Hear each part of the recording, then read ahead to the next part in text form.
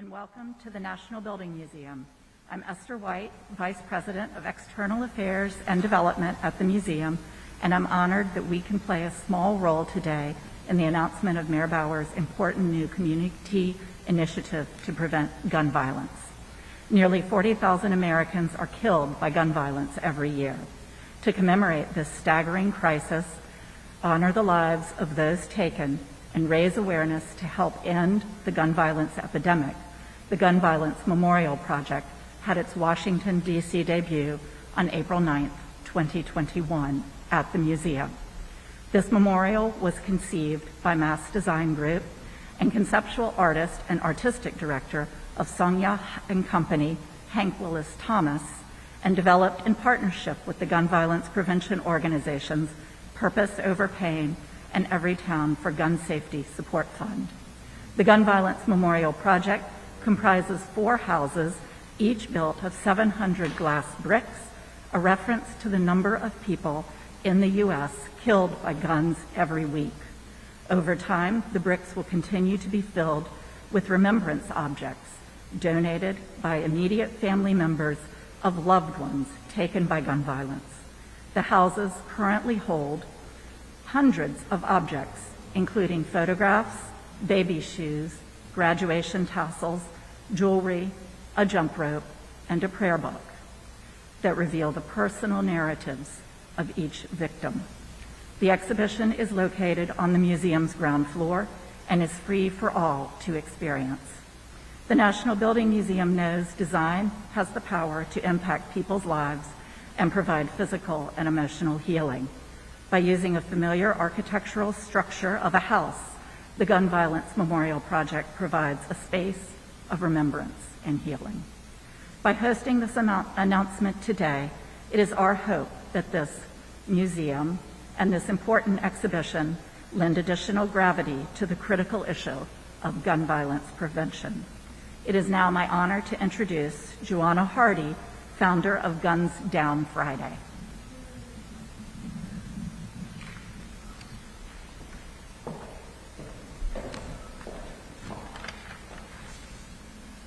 Thank you.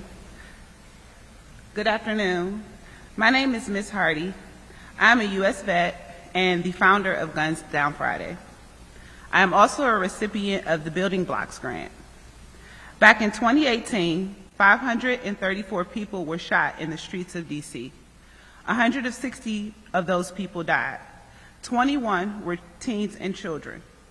The numbers broke my heart, so I decided to create change. And that is where Guns Down Friday was birthed, creatively providing resources to communities affected by youth homicide, suicide, and mental health illness. Last year, funding my program without government assistance started to get overwhelming. We applied for several grants and got denied. In July, we were awarded our first mini grant through Building Blocks DC. Thank you, Building Blocks, for all of your hard work and dedication to helping individuals like myself. The process for applying for grants can be stressful. With this grant, I was able to focus more on the community and less time in the office filling out paperwork. I would also like to thank Director Linda Harper. There are so many great things I could say about Linda Harper. She is a visionary and a leader in social and criminal justice. For more than 15 years, Ms. Harley has successfully led and support reform efforts in the district juvenile system. Linda has the heart for communities and those impacted by gun violence. So I just really want to say thank you to Linda, to the Building Blocks community for everything. It's really tough going out in the streets, working with different communities, but knowing that this program is behind me, it makes a world of difference. So thank you guys, and thank you everyone.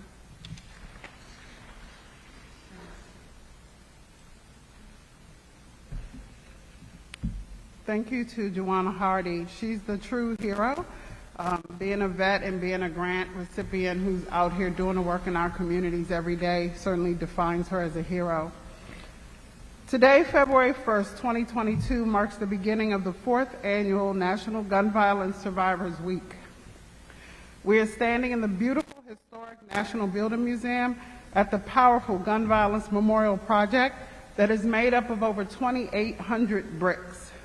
Each of the glass bricks in this exhibit holds treasured memories and items left behind by a loved one lost to gun violence across the country and shared by their families with this exhibit.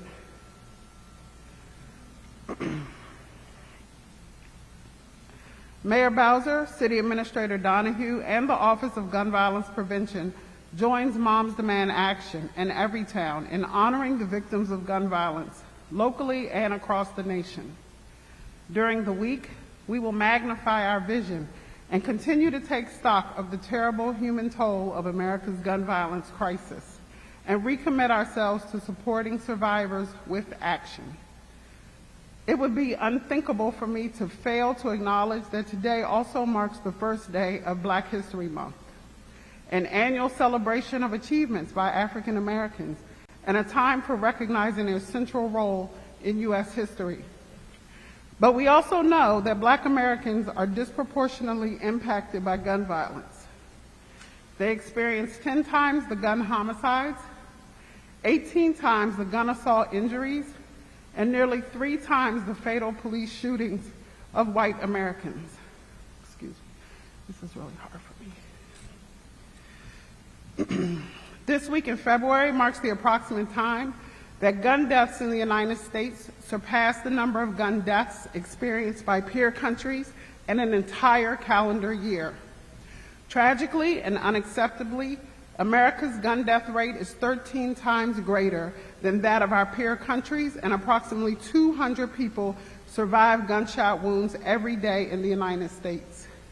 We also tragically and sadly know that here in the District of Columbia, we have lost 12 persons to gun violence in the first 32 days of 2022. We are all traumatized by the enormous loss of our family members, our friends, and our neighbors. This week, Mayor Bowser announced that the work to get guns out of our city remains urgent. And during the month of January, the Metropolitan Police Department has removed 255 firearms from our streets, up from 175 recovered at this time last year. Preventing gun violence is a top priority for our city. Mayor Bowser committed a huge investment in combating gun violence.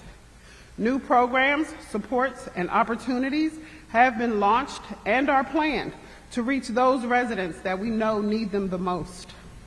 We know that it will take each and every one of us working together to end gun violence. Today, I am here to acknowledge the courageous and committed residents who submitted their impactful ideas on how to end gun violence in their home communities. In FY21, Building Blocks DC awarded over $750,000 in community investment grants. And today we are here to announce the 20 micro grant recipients for the winter cycle. I want to acknowledge the recipients. Some of them are here with us today. I'm going to read them off by ward.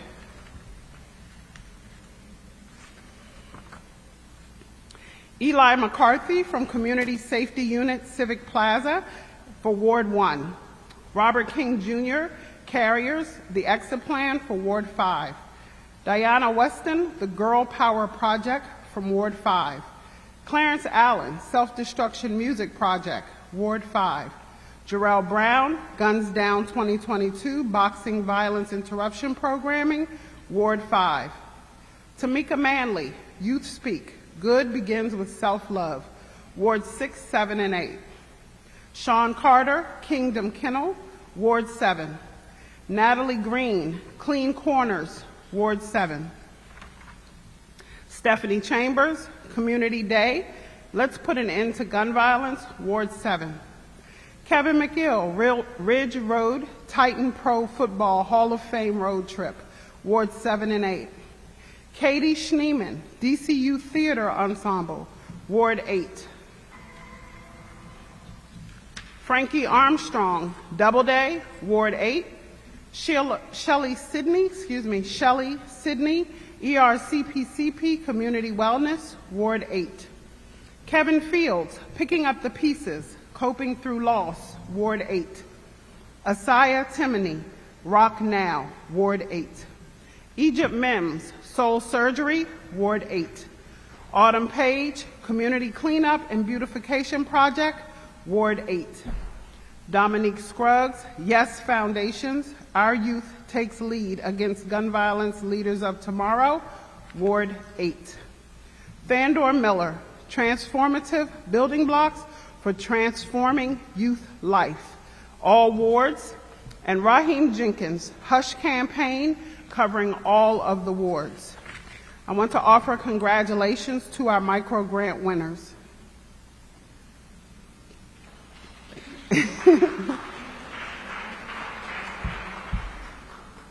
Congratulations to each of you. We look forward to seeing your great work bear fruit that will have a positive impact in our communities.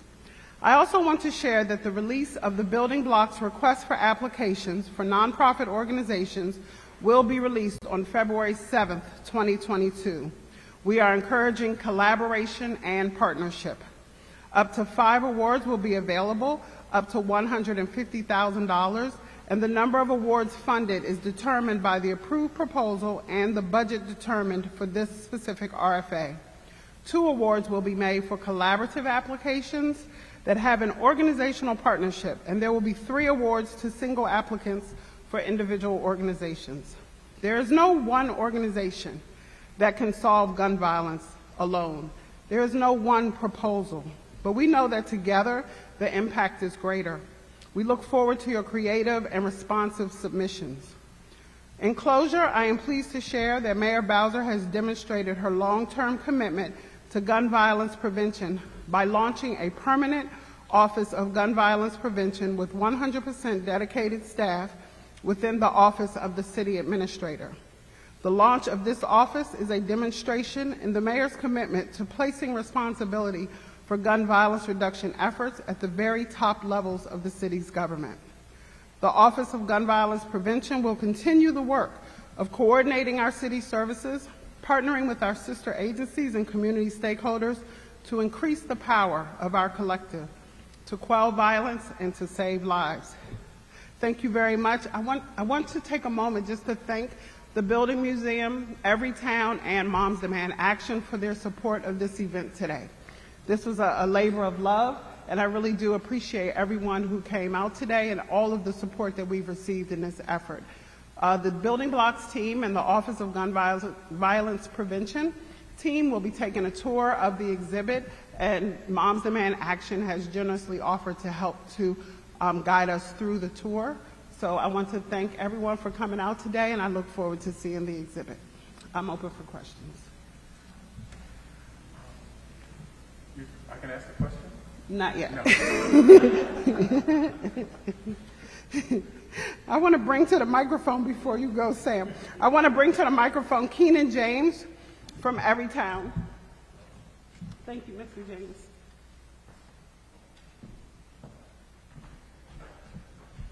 Good morning. You've heard the statistic that every day over 100 Americans are shot and killed. And those individuals who are shot and killed represent fathers and daughters, mothers, sisters, brothers who are left in our communities to grieve. I am one of those. My brother, Sean, was killed July 15, 1993 in Tacoma Park, Maryland. So today I take that moment. That moment becomes my microphone and a platform to support gun violence survivors all across this country. We know that nearly 70% of brown and blacks in the community identify as gun violence survivors.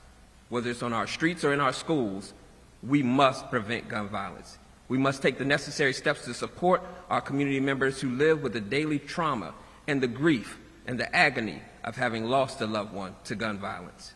This is our opportunity. This is our moment. We must make the change. We support organizations that are grassroots efforts right in the community, doing the work, taking the action and the activism to prevent gun violence. The Gun Violence Memorial Project is a small symbol of the large problem that we have, but we have the solutions in our community, the community leaders in our community, the ideas, the concepts, the motivation to end gun violence. I encourage you to support the Gun Violence Memorial Project, Everytown, moms, students, as we come together to prevent gun violence in our communities. You can visit the Gun Violence Memorial Project, donate an item to the exhibit. Make sure that your loved one's memory continues to live on. You can visit our website, Moments That Survive, to share your story and read stories about other individuals who have been impacted by gun violence. Let's take that moment to survive and continue to build and support our communities. Director? Thank you.